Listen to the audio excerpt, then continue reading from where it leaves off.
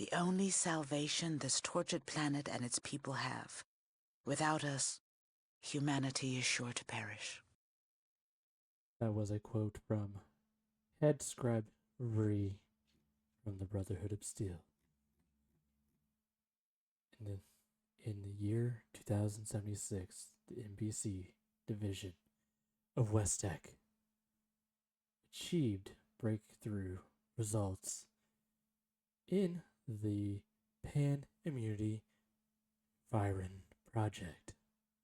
The United States Defense Department, fearing international espionage, moved a military team under the command of Colonel Robert Spindell and Captain Roger Maxson onto the site to oversee the project, now dubbed the FEV project.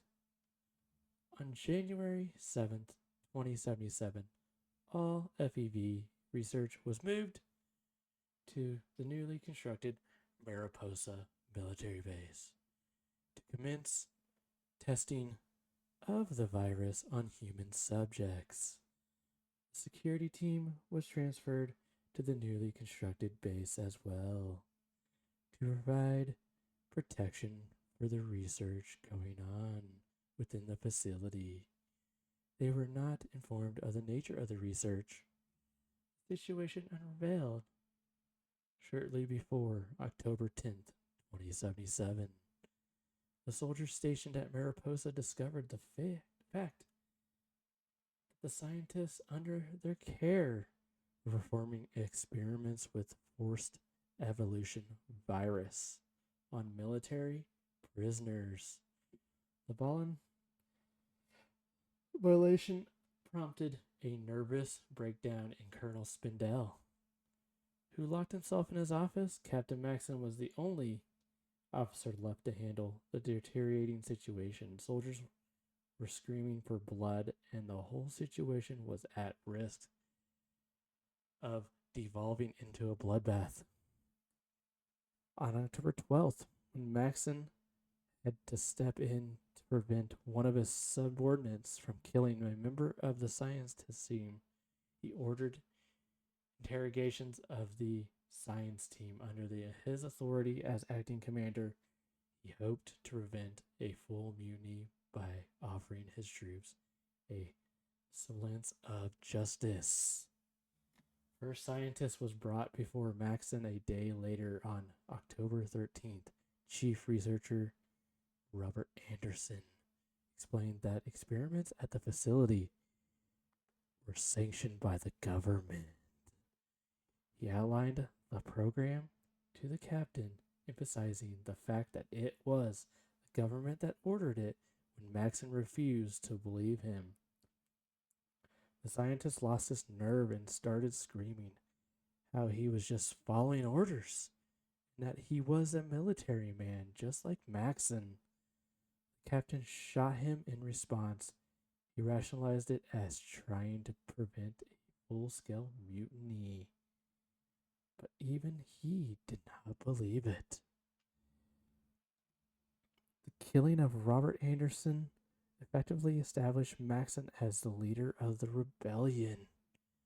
His position was further reinforced just 2 days later on October 15th, when he attempted to speak to Colonel Spindell through the door of his office.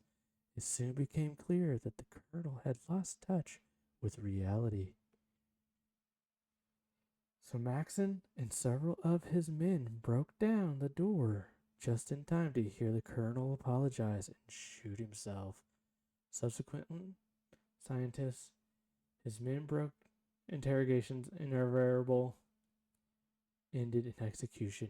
Aaron Shellman held out the longest by October 18th, finally convincing the captain that the experiments were really ordered by the government when he detailed account on October 20th, 2077. Captain Maxson declared his unit in full secession from the United States over the radio, attempting to force the government to respond to the situation at Mariposa. no response came. A day later, he ordered the families of the soldiers under his command to take shelter within the facility. On October 23rd, 2077, the Great War struck. As Maxon was halfway through praying the story from head researcher Leon von Felden, the facility lost contact with the outside world as nuclear weapons started to drop. Spared the nuclear devastation, Mariposa protected the inhabitants from the nuclear fallout flooding the wasteland, fearing that China would soon make up for the oversight. On October 24th, Maxon ordered his soldiers and the families to prepare to evacuate the base the next day. On October 25th, Sergeant Planter volunteered to take atmospheric readings outside the base, reporting no significant amounts of radiation in the atmosphere. Final preparations for the exodus were undertaken. On October 26th, Maxon ordered the remains of the scientists to be buried in the waters outside the base. A day later, that's misspelled. On October 27th, former U.S. servicemen and their families left the base under the lead of Captain Roger Maxon, heading for the Lost Hills government bunker in the south. Leading on the exodus in November, a few weeks later, war refugees arrived at the bunker. The people suffering casualties along the way, as while the soldiers were protected by T-51 armor. Their families had no armor to speak of. Marauders that attacked the caravan quickly learned to target the unprotected civilians, though the attackers paid with 2 lives for every one they took. Many were lost, including Maxon's wife, but not his son.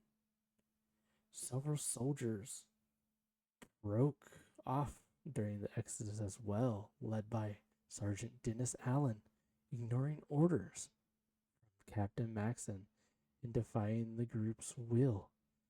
Allen's faction separated from the convoy in order to excavate the remains of the West Tech research facility. Using their power armor, they were never heard from again. Around 2051, the Brotherhood sent out knights to seek out Allen's group of its remains. All they found were desolate ruins. The exodus survivors claimed the Lost Hills bunkers as their own. The refugees expanded, adapted it to fit their own needs, becoming a bastion of technology in a world that was lost. Centuries of technology and development overnight. And that is how the Brotherhood of Steel came about, guys.